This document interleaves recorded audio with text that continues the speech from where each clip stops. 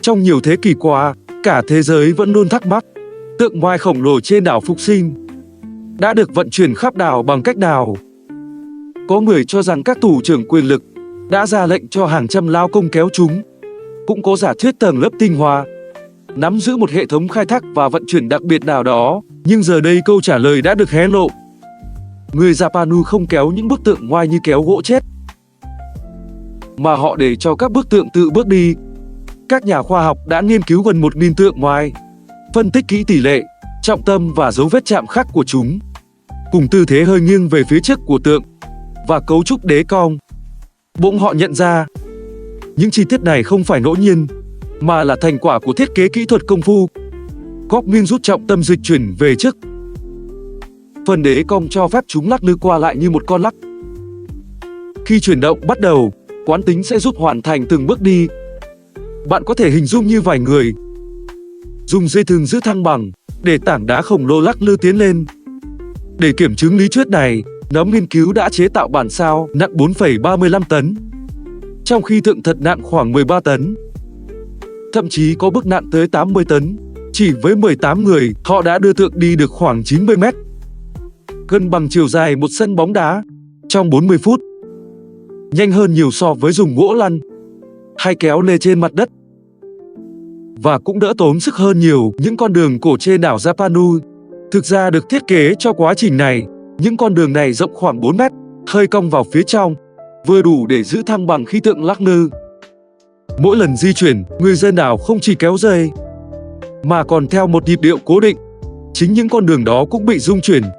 Nếu nhìn toàn cảnh hòn đảo từ trên cao, vẫn thấy các tuyến đường vận chuyển đan xen, đôi khi chạy song song với nhau, tựa như những mạch máu giao thoa.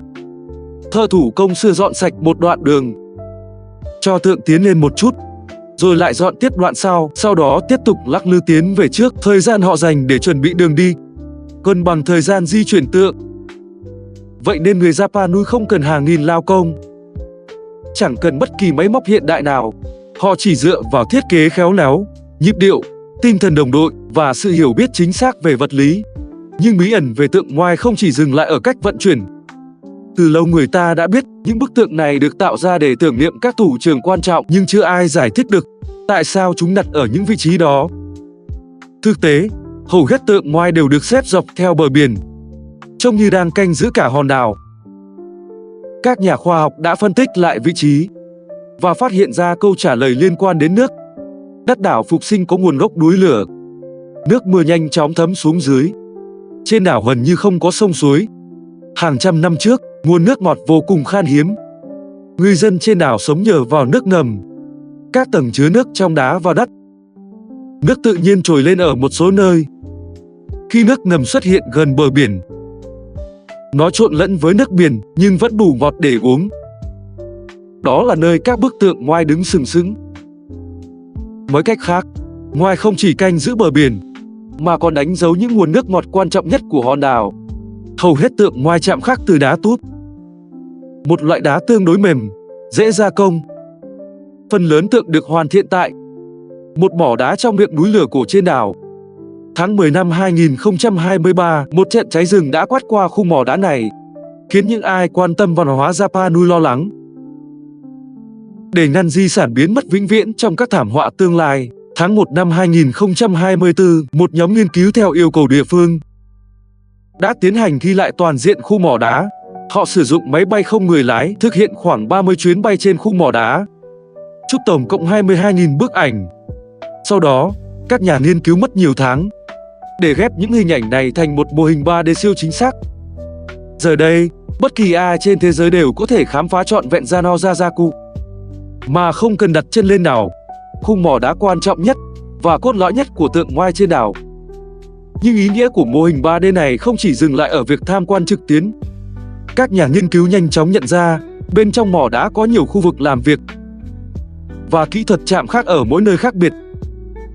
Điều này cho thấy việc chế tác tượng Ngoại không do một thủ trưởng duy nhất chỉ huy, mà giống như các gia đình, thị tộc phụ trách các hệ thống sản xuất riêng.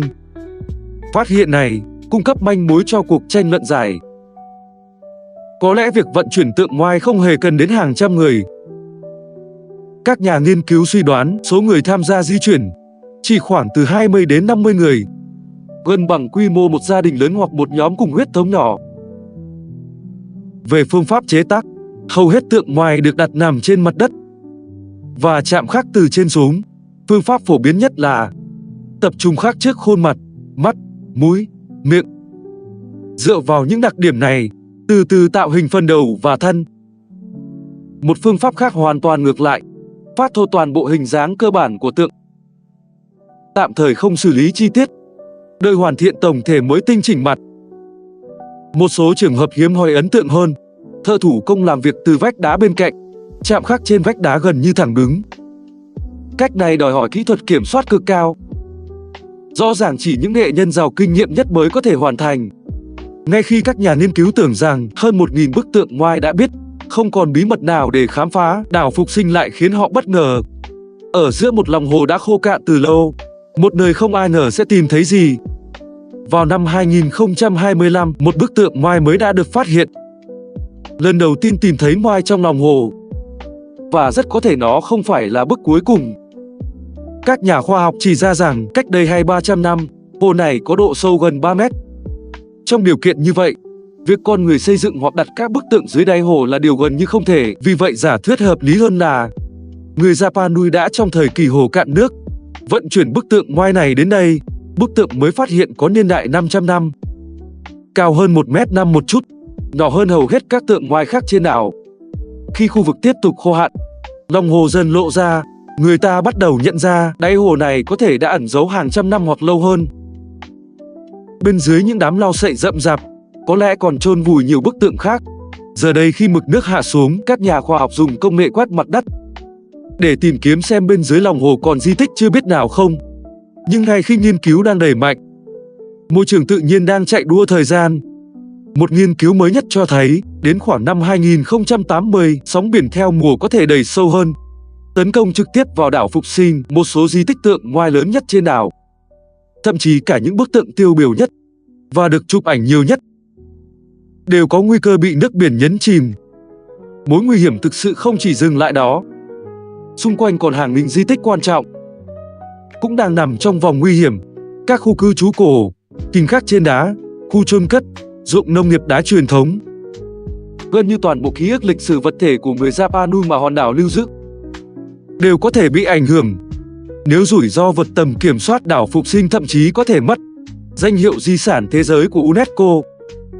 Chính vì vậy, các nhà nghiên cứu đã bắt đầu xây dựng mô hình kỹ thuật số siêu chính xác, tạo ra bản sao kỹ thuật số cho bờ biển phía đông nam của hòn đảo. Họ thực hiện vô số mô phỏng để dự đoán trong các kịch bản nước biển dâng khác nhau, sóng biển tấn công các di tích như thế nào. Giờ đây, các nhà khoa học cuối cùng đã nhìn rõ hơn hình dạng thực sự của mối đe dọa. Bước tiếp theo, họ hy vọng sẽ hợp tác chặt chẽ với cộng đồng địa phương, sử dụng những kết quả nghiên cứu này để bảo vệ di sản văn hóa của người Rapa Nui một cách tốt nhất có thể, để những bức tượng này thực sự được lưu lại cho tương lai.